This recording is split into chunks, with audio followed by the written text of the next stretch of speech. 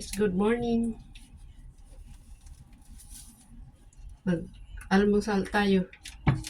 Dahil maliit yung baso ko, kaya kalahati lang ang ilagay ko. 3-in-1 muna tayo ngayon. Masarap ang barako, pero minsan mag 3-in-1 tayo. Lagyan natin ng tubig. Napuno na.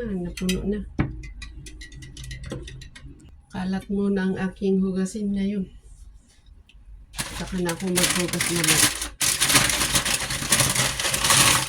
Kain tayo ng pandesal.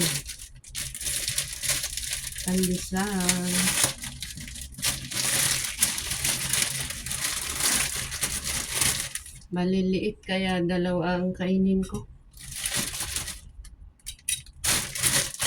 Tapos bukas ulit ito.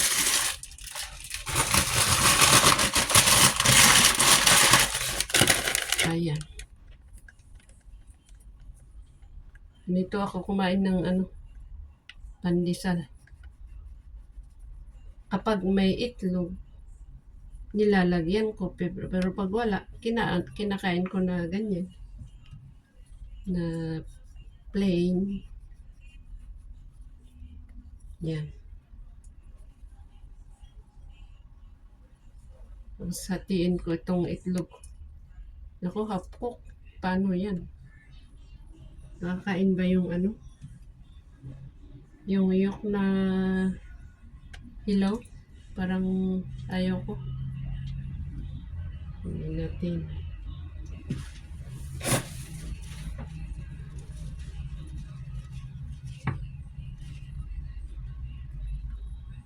Diba? Hindi naluto. Sayang.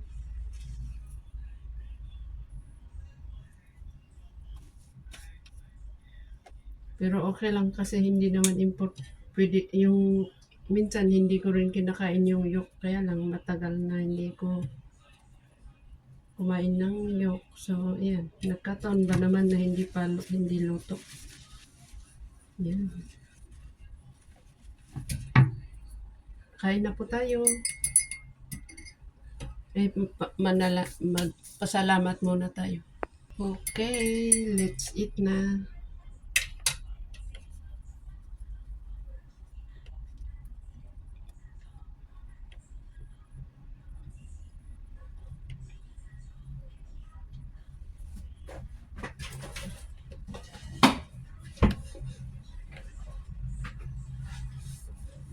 Dito ako sa kusina kumakain.